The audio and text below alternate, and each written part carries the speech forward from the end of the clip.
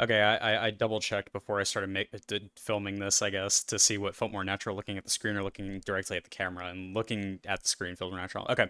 Anyway, so this is unscripted. This is not very professional or anything like that. But I thought it would be worthwhile to voice my opinions on this stuff because I watched two movies that were really cool 2 days in a row, and were very different, but at the same time kind of similar in what they were trying to do. So the first movie that I watched yesterday was Scream, uh, kind of a classic at this point.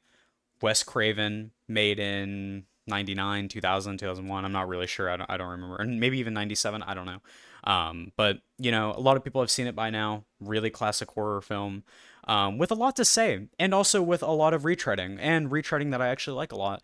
Horror movies paying homage to other horror movies is a really common thing at this point, I would say. Or at least most of the good ones would pay homage to the older ones, at least I feel like, from what I've seen. Um, it's a pretty common thing at this point, but Wes Craven's Scream might have been a little bit revolutionary at the time for that. Maybe not. I don't really know. But it's really good. I really enjoy Scream a lot for a lot of different reasons. I think it's kind of hard to exactly pick like one thing I really loved so much about it. It's easy to pick a lot of things that I liked about it though. I was really impressed by the writing and the acting. The writing, especially, was surprisingly impressive. I don't think I really had expected to enjoy the writing as much as I did.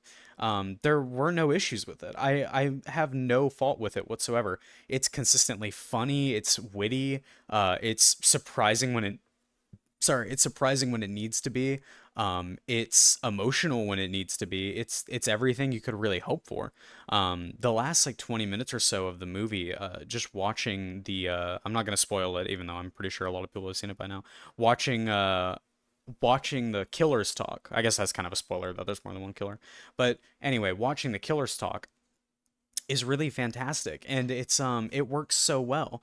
And I walked into the movie knowing what the twist was and everything like that, and who the killers were.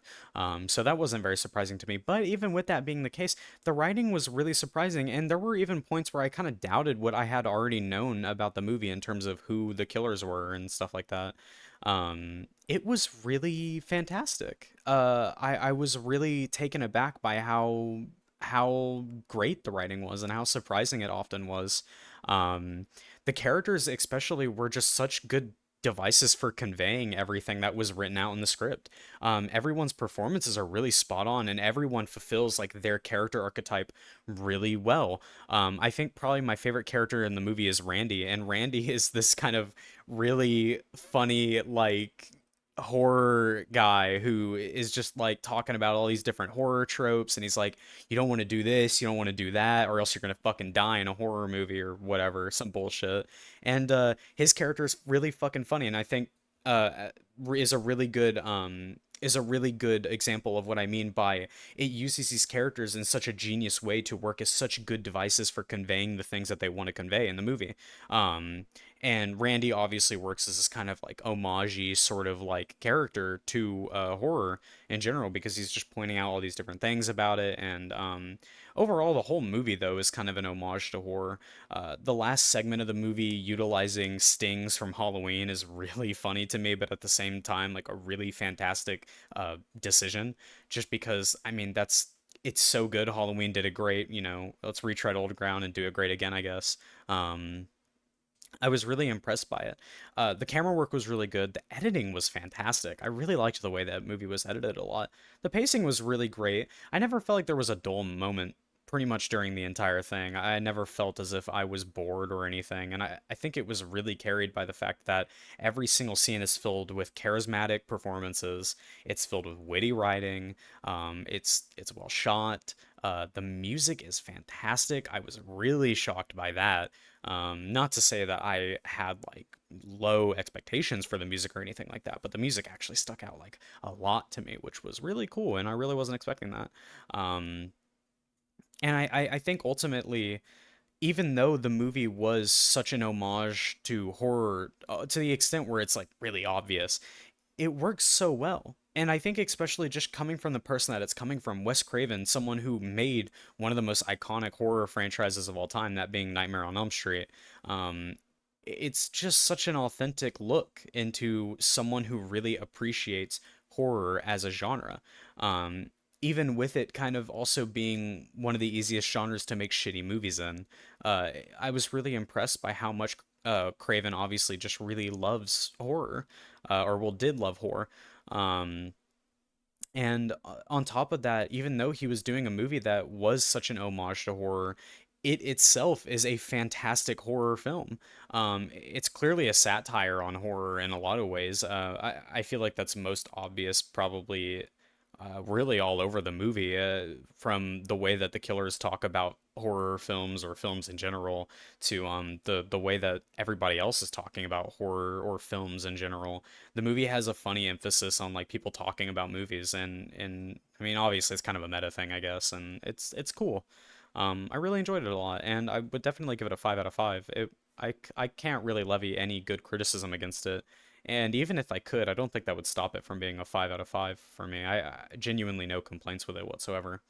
Something, however, that I do have maybe a few more complaints with, and have maybe a little bit more of a complicated relationship with after seeing it, is In a Violent Nature, a slasher that came out last year that has kind of been on my watch list for a little bit now, just because the premise is such a cool concept. If you're not familiar, the way that the movie is shot and the way that the movie is handled is that it's a slasher from the perspective of the killer. And obviously that could be done in a lot of different ways, but the way that In a Violent Nature decides to do it is almost kind of in a documentary style kind of format, I guess, in a sense. It follows the killer as he meticulously walks through environments to reach his targets. It meticulously goes through the way that he kills them. Sometimes it's really gory, sometimes it's just kind of gory, sometimes it's not very gory at all, but that's really rare. And um, there's kind of a lot to say about it, and kind of a lot to say about why I watch horror movies and what I'm looking for in a horror movie. Um, Whenever I walk into a horror movie, the amount of gore or like how scared I am actually has very little to do with how much I enjoy a horror movie. What really impacts horror movies the most for me is whether or not I enjoy a lot of the writing and the performances and just kind of a lot of the technical things like the music or the sound design in general, or the way the movie's shot, the way the movie's lit. Just a lot of stuff like that. Stuff that can add a fair bit to the horror element, but I'm not very easy to scare. I don't watch horror movies to be scared, just because they don't scare me. And I watch it more just to appreciate the genre, I guess, and appreciate what people choose to do with horror as a genre of film. Um, but In a Violent Nature was kind of interesting because it was the first time where I watched a horror movie, and I ultimately felt like the movie was in its best environment or was at its best when the kills were happening. And typically you would hear that and kind of think it's something of like a slasher brained horror fan who really just wants to see kills for the purpose of seeing how gory they can get or how extreme they may be or how vile they may be or something along those lines. But In a Violent Nature is kind of different because I really wasn't looking for the goriness necessarily or anything like that. I was kind of just looking for the fulfillment of the concept of watching a slasher killer go through his killings, I guess. It The way the movie formats itself, it's very committed to this concept of watching really an animal kind of go through with what its basic concepts or basic functions as an animal are. Um and that was really the most surprising thing to me was how focused the movie was on building that. But not really through the kills or anything, but more by kind of the way the movie is just shot and edited a lot of the time. Um, the camera is kept behind the killer's back a majority of the time. If it's not, it's above him. It's very rarely ever going to take a exact shot of him from the front or anything, because ultimately that kind of removes a little bit of the documentarian style nature of the filming and stuff.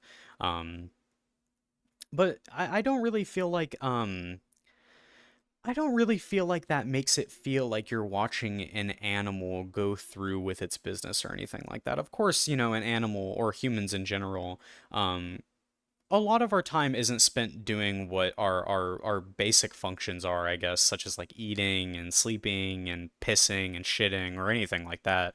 Um, we're really just kind of walking around a lot of the time, and animals are kind of just walking around a lot of the time. That's what a lot of things spend their time doing, is just walking. Um, but I think maybe that doesn't really exactly make for the most enjoyable film watching experience. And that isn't to say that I think the movie needs to be enjoyable or anything like that. I don't think any piece of art needs to set out to be enjoyable. I feel like that's not really the point of art necessarily. Um, but I think it still definitely impacts the way that I see it. I didn't feel uncomfortable during the film a lot of the time. And I think you need to feel uncomfortable to really enjoy in a violent nature to its fullest extent. I didn't feel very uncomfortable watching the killer meticulously walk around and examine his environment and choose which weapon he's gonna. Or, well, I guess I kind of enjoyed the choosing the weapon part and stuff like that. But again, I think that's just because, like, seeing him complete his function, as in his function as a killer, going through the act, the motions of killing someone, is ultimately where the concept of an animal doing what an animal does, that's where it's captured best. Um, and like I said, I really don't want that to sound like I just was in it for the kills or anything like that, and I didn't have any interest in anything else that was going on. That definitely wasn't it. Um, I just felt like the concept was best fulfilled whenever you got to see him killing people. And I'm not saying that the movie needed to all be killing people or anything like that, but what I think the movie may have done better with is if it was just shorter. It's an hour and 30 minutes, so it's already quite short. But it really could have been an hour and 20, an hour and 15, or anything like that. Even an hour and 10, and I really wouldn't have an issue with it. Of course, at that point, it would be more of a short film than it would be like a complete full film or anything like that. But I don't really think that's all that important in the grand scheme of things. I think what's important is making a concise, to the point film that gets across what you're trying to get across effectively.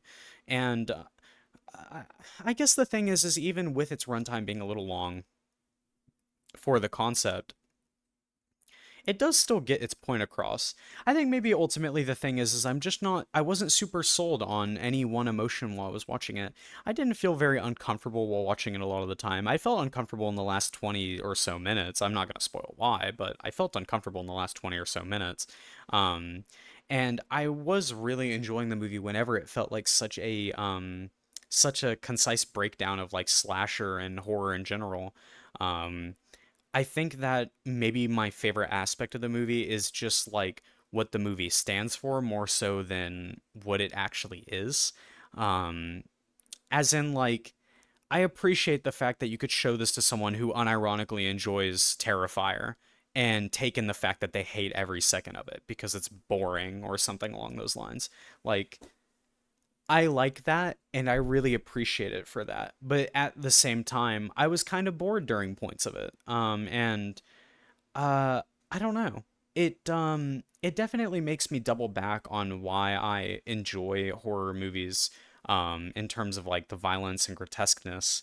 Um but I think maybe that would work better for someone who really enjoys horror movies for that because I don't watch horror movies for the violence or grotesqueness. I just kind of watch them for like I don't know, the drama elements, the thrill. Even though I'm not very scared, I can still pick up concepts of like anxiety and like I guess tension, And I think horror movies do a really good job at conveying that tension.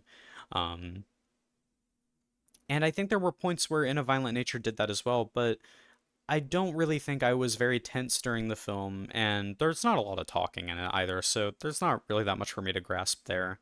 Um, I guess maybe it's kind of one of those horror movies that makes me realize that I love horror and I'm a horror fan, but I don't watch them for the typical reason someone would watch a horror movie or anything. I just really like the horror genre and I like what it goes for a lot of the time and I like what it's trying to accomplish.